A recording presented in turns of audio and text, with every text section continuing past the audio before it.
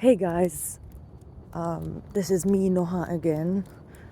I'm walking my dog, Billy, and I thought about sharing some ideas with you and thoughts with you about the case, the Dan Markel case. So I think the audience or the people are divided in two groups now about the Dan Markel case and especially about the proffer.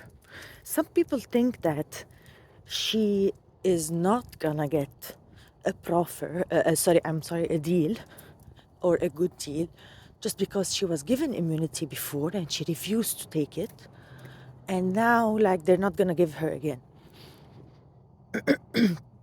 While this could be the case, yes, it could be the case. On the other hand, we can see from another perspective that, first of all, it's Florida, and we all know that in Florida, it could happen. It's not impossible to happen. It could, okay?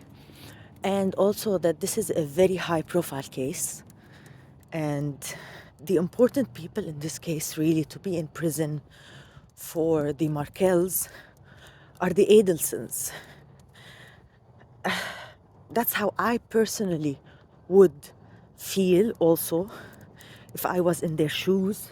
I would be like, well, I don't care about Katherine magbanua and Sigfredo and the other one, Riviera. Like, I don't know these people.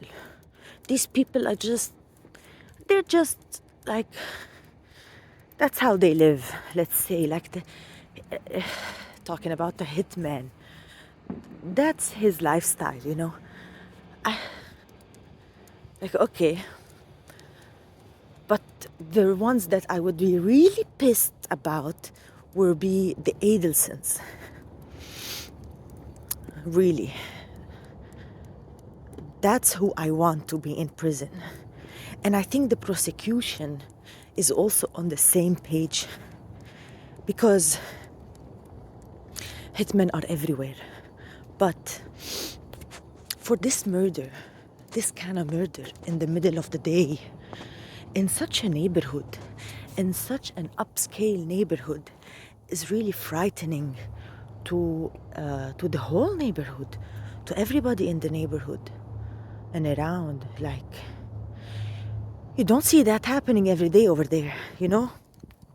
So people were frightened, and it's a high-profile case. The media knew about it, and also, like, we have also to consider that the Markel's family is a very well-known family and very respected in the community. They're very, like, people love them. They have good connections. They're very well known. The one who's murdered is very important also. He's a law professor with a lot of achievements. I mean, you know what I mean? Like, and I think that's why it's extremely important for them to really put the Adelsons, like, in prison or something, you know. They don't really, that's my personal opinion, that they don't really care about the hitman and his wife. They care about the other people. So, like, for example, in Casey Anthony case, what happened wrong? What went wrong in the Casey Billy?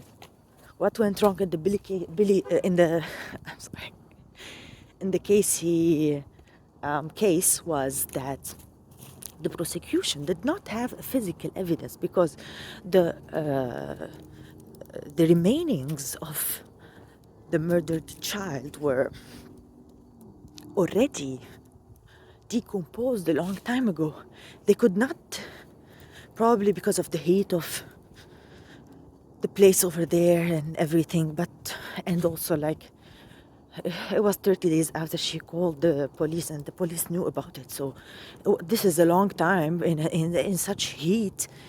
It's natural to decompose that much in such a period of time. So they could not find physical evidence on her. Everything was circumstantial or something like, and that's why. And but they thought that the media would help them. That's how I feel like, or not the media, but I think not the media. I think the prosecution back then thought that the jury would see how much of a bad woman Casey Anthony is, and she would figure out like, okay, it's impossible for them not to indict her. That's how they thought, based upon the feeling that they felt about Casey, that she's a horrible, horrible human being. So they could not find the physical evidence, and that was their thing. So that's why Casey Anthony could get away with murder, for example, allegedly, like my opinion. So now, if the prosecution made already the trials, everything earlier, for example, or not earlier, but like they would just accept the fact that they don't have a physical evidence and just go with it. But everything they're doing is very systematic, and it's very, I don't know, it's very fascinating to me how they are working like so closely and so systematically, and like I love it when the FBI is like involved in a case. Like, man, you cannot beat these people. Charlie Adelson really thought that he is smarter than the FBI, like, or like, that's his problem actually. That's his number one problem. It's not that he is. It's the problem is that he thinks that he is smarter than everybody else, and the truth is, he is, I don't want to say dumb, but yeah, kind of dumb, you know? He's not the smartest person. I mean, he's good. I think he's street smart, kind of. Like you know, he wants to be street smart, I think, very badly. But it blew up in his face now.